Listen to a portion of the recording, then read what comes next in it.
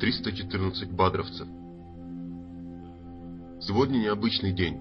Сегодня 17 число месяца Рамадан. Чем же отличился этот день? Этот день, когда посланник Аллаха, да благословит его Аллах и приветствует, рано утром воздел руки и обратился к Аллаху с мольбами. Он молился, а Абу Бакр находился рядом. Он молился так страстно и сильно, что плащ спал с его плеч, и Абу Бакр накинул на него плащ и говорил: «Довольно, хватит, о посланник Аллаха, ты слишком настойчив в обращении к Аллаху». Субханаллах, Мухаммад, да благословит его Аллах и приветствует, слишком настойчив в обращении к Аллаху, и Абу Бакр его успокаивает. Кто может понять состояние посланника Аллаха утром в пятницу 17-го Рамадана 2-го года хиджры? Может тот, кто сидит у дверей реанимации и молится за своего близкого и родного человека, который, возможно, умрет, а возможно и выживет. И молитва – это последний шанс, последняя возможность.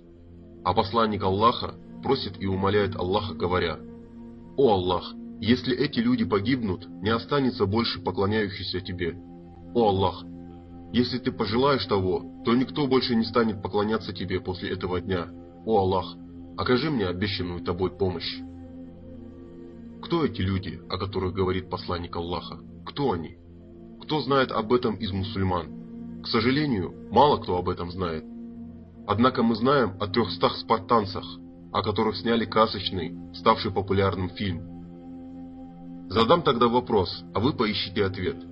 Кто такой Убей ибн Кааб? Кто такой Ахнаф ас-Салями? Кто такой Аркам ибн Аби Аркам? Кто такой Асад ибн Язид? Кто такой Хаббаб ибн Аль-Аррад? Кто такой Саад ибн Аби Ваккас? Кто такой Сухейб ибн Синан? Кто такой Абдулла ибн Джубейр? Да будет доволен ими Аллах. Мы не знаем. Возможно, мы впервые слышим эти имена. Но мы же знаем, кто такой Самуэль Этео. Мы знаем, кто такой Жуселей да Сильва. Мы знаем Кристофер Самбу, Карлоса и Ласина Траоре. Мы знаем имена известных футболистов. Мы знаем героев, защитников и воинов Спарты.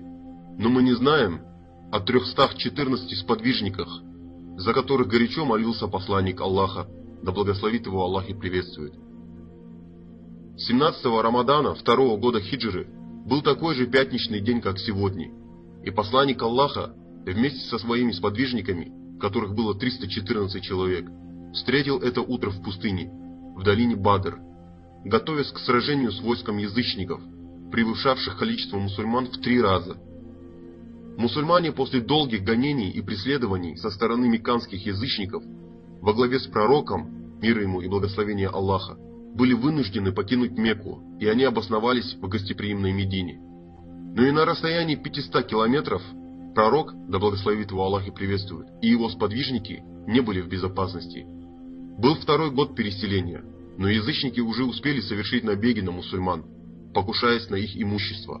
Более того, они ограбили дома мусульман в Мекке, отобрали все имущество, снарядили караван и отправили награбленное имущество мусульман в Шам, где благополучно продали все имущество мусульман. Мусульмане слишком поздно узнали об этом, однако они знали, что караван должен вернуться обратно и пройти вблизи от Медины. Когда стало известно, что караван возвращается, посланник Аллаха призвал добровольцев к походу и вышел в путь. Они вышли не с войной, они не готовились к войне, но они вышли забрать имущество, по праву принадлежащее им, мусульманам. Они ограбленные, обокраденные, и их имущество теперь на спинах верблюдов, которых ведет Абу Суфьян. В караване было 1000 верблюдов, а на их горбах было товару на 50 000 динаров. Мусульманский отряд, состоящий из мухаджиров и ансаров, направился в местечко Бадр, за 150 километров от Медины, чтобы перехватить караван. Но Абу Суфьян к тому времени успел уже увести караван на безопасное расстояние от мусульман и отправил гонцов в Мекку. Мекканские язычники не замедлили выйти в путь вооруженные, настроенные на молниеносную победу со всеми своими предводителями, кроме Абу Ляхаба, 1000-ным войском.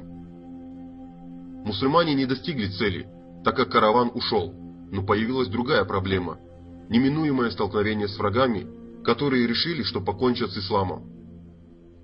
Пророк, да благословит его Аллах и приветствует, созвал совет, на котором высказались хорошо и Абу Бакр, и Умар, да будет доволен ими Аллах. А Микдад сказал: «О посланник Аллаха, клянемся Аллахом, что не станем мы говорить того, что сказали Мусе сыны Израиля, которые сказали ему: иди и сражайся вместе со своим Господом, а мы будем сидеть здесь». Сура Трапеза, аят 24.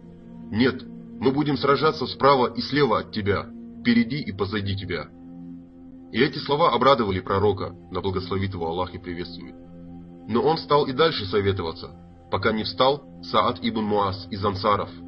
И он сказал от имени ансаров слова, которые придали решимость пророку, да благословит его Аллах и приветствует. И он сказал: «Тогда ступайте и радуйтесь, ибо Всевышний Аллах обещал мне одну из двух побед, и я как будто воочию вижу гибель этих людей». Благодаря Хаббабу ибн Аль-Мунзиру мусульмане выбрали удачную и стратегически выгодную позицию, оставляя за собой доступ к воде и лишив ее врагов. Заняв позиции, мусульмане разбили шатер пророку, да благословит его Аллах и приветствует, откуда он должен будет отдавать распоряжения. После этого пророк, да благословит его Аллах и приветствует, распределил войска и отправился в долину, где предстоит сражаться. И он указывал на места и говорил: «Завтра здесь погибнет такой-то, а здесь такой-то». Потом вернулся к себе, совершил намаз, и Аллах даровал мусульманам сон, от которого они смогли отдохнуть. К тому же Аллах не спасал дождь в эту ночь, который взбодрил мусульман. Благодаря сну и дождю Аллах вселил в них мужество и укрепил их стопы. На утро язычники стали собираться и выстраиваться для сражения. Напомню, их было в 3 раза больше. На каждого воина-мусульманина приходилось по 3 врага. Увидев их, посланник Аллаха, да благословит его Аллах и приветствует, взмолился: «О Аллах, вот курайшиты, которые явились сюда со своей кичливостью и гордостью, сопротивляясь тебе и объявляя ложью слова твоего посланника. О Аллах, окажи мне обещанную тобой помощь и заставь их склониться». Потом пророк, да благословит его Аллах и приветствует, выстроил войска мусульман, отдал распоряжение и зашел к себе в шатер. Братья, представьте себе эту ситуацию.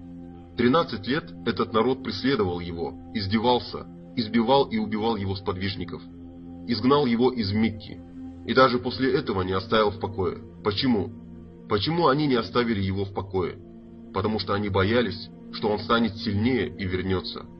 А теперь они тут, 1000 язычников против 314 мусульман, и их цель – уничтожить ислам, положить конец только формирующейся религии Аллаха. У них много оружия, у них много боевых коней и верблюдов. Пророк, да благословит его Аллах и приветствует, зашел помолиться перед решающей схваткой. Он сильно переживает, ведь исход битвы может быть трагичным, и он поднимает высоко руки к небу и молится Аллаху: «О Аллах, если эти люди погибнут, не останется больше поклоняющихся тебе. О Аллах, если ты пожелаешь того, то никто больше не станет поклоняться тебе после этого дня». В начале битвы на дуэль вышли по 3 человека с каждой стороны. Со стороны мусульман вышли Убайда, Хамза и Али. Хамза и Али убили своих дуэлянтов. А после того, как Убайда получил ранение, они убили его противника Утбу. Это разгневало язычников, и они сорвались и бросились на мусульман. А мусульмане, верные приказу, стояли и повторяли слова «Ахадун Ахад». А когда бой закипел, пророк, да благословит его Аллах и приветствует, улыбнулся и сказал: «Радуйтесь, о Абу Бакр, ибо пришла к тебе помощь Аллаха. Вот Джибриль ведет под узды своего коня, и пыль клубится по сторонам, ибо Аллах сегодня послал на помощь мусульманам 1000 ангелов, следующих за Джибрилем». Затем пророк, да благословит его Аллах и приветствует, двинулся на врага, и он, набрав горстку мелких камешков, стал бросать в сторону язычников, говоря: «Да исказятся ваши лица». Камешки попали каждому врагу в глаза и ноздри. И началась жестокая битва, где мусульмане очень скоро взяли верх над язычниками, а на стороне мусульман сражались еще и ангелы. В битве принимал участие и сам Иблис в образе Сурахи ибн Малика, но когда он увидел ангелов, то быстро убежал и скрылся, и вскоре мусульмане одержали явную победу. В этом сражении погибло 14 мусульман, а из язычников 70 было убито и 70 взято в плен. Этот день, пятница 17-го Рамадана, вошел в историю как День Победы. Это была первая битва и первая победа мусульман, дарованная Аллахом. 314 участников Бадра – это наши герои, о которых мы должны помнить и знать. Это герои, о которых Аллах сказал: «Делайте, что хотите, поистине я вас простил». Это герои, которые были стойкими и крепкими в вере. Это герои, которые одержали победу, полностью подчиняясь Аллаху и Его посланнику. И если еще когда-нибудь соберутся такие же люди, с полнотой веры, как у них, с таким же мужеством, то Аллах дарует победу в очередной раз. И поистине это для Аллаха легко. Сегодня количество мусульман приближается к 2 миллиардам, что равняется четверти всего населения планеты. Мусульмане сегодня самая многочисленная нация, но в то же время самая угнетенная и притесняемая. Враги ислама планомерно ведут работу по ослаблению мусульманской уммы. Насильно насаждают так называемую демократию мусульманским странам, а фактически превращают земли мусульман в большой полигон. Афганистан. С 2001 года войска США и ее союзников находятся там уже 12 лет. Установила ли Америка там демократию? Нет. Установит ли? Нет. Ирак. С 2003 года американские войска беспредельничали в Ираке. В 2011 году войска покинули Ирак. Установили ли они там демократию? Нет. Только посеяли хаос. В Сирии с 2011 года идет война. Заботит ли Америку и ее союзников судьбы тысячи погибающих мусульман? Нет. Палестина. Боль уммы. Почему? Потому что уже начиная с 1948 года появилась на территории Палестины раковая опухоль под названием Израиль, которая продолжает расти и расти. В итоге эта опухоль уже поглотила большую часть Палестины, совершая геноцид против мусульман, убивая и уничтожая палестинцев. Захвачен Иерусалим, где находится мечеть Аль-Акса. Что для нас мечеть Аль-Акса? Посланник Аллаха, да благословит его Аллах и приветствует, дозволил нам посещение этой мечети, а мы сегодня не имеем такой возможности. Мусульман не перестают обманывать, увлекать разными безделушками, фильмами. Тратятся огромные деньги на создание культовых фильмов. Цель врагов ислама на самом деле не добиться справедливости, не добиться демократии, а посеять хаос там, где его еще нет, где сохраняется мирная жизнь, где живут мусульмане.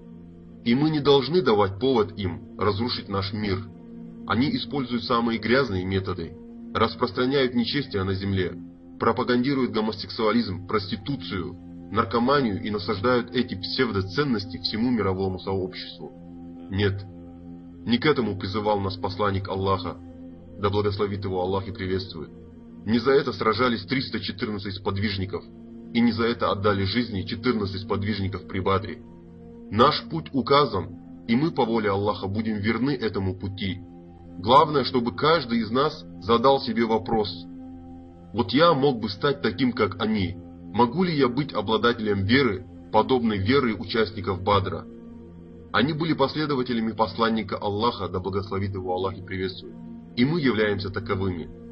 В таком случае мы должны взращивать веру, и этот месяц, эти дни и ночи – наш шанс доказать, что мы правдивы.